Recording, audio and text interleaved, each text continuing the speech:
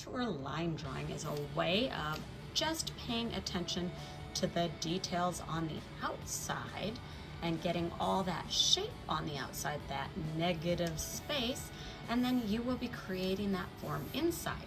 So here, if we look at this subject and I were to go ahead and outline and trace all of my outside shape, I would have this form that I need to create this sculpture.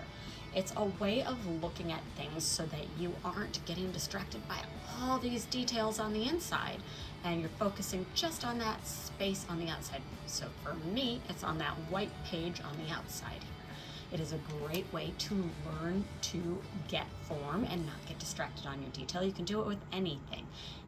Hi guys, I just really briefly wanted to talk about single point perspective. Single point perspective is where we have one vanishing point, one point at which everything disappears.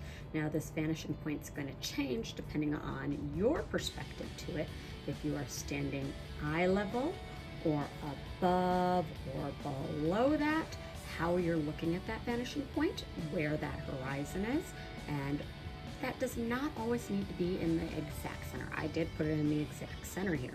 Now, when we're talking about watercolor, we have a few ways to create depth and distance. We talked about in class doing a faded technique where everything in the distance becomes much, much more faded. Here we have an example of a river coming back and we see it's going off into our vanishing point. So everything comes off into that point, and as we come down, it gets wider. Now here we have trees that are closer to us, so much larger. And then as we go back, we have much more faded trees. That's a great technique in watercolor. Here in drawing, if I were drawing something similar, come down to my drawing, I have my vanishing point.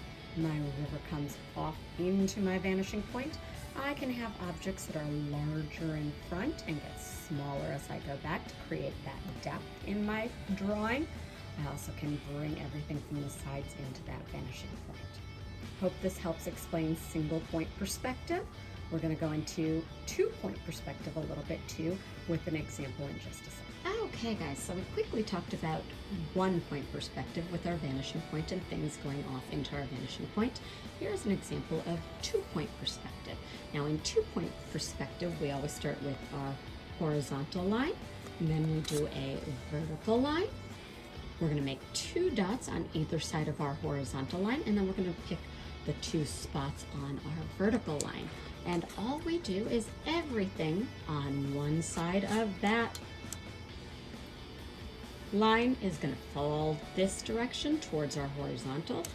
Everything on the other side of our vertical line goes off towards that vanishing point on our horizontal. So 2-point perspective, we can get depth and dimension by bringing our objects to the point on their side of the field. Hopefully that quickly explains the difference between vanishing point and single point perspective and that 2-point perspective.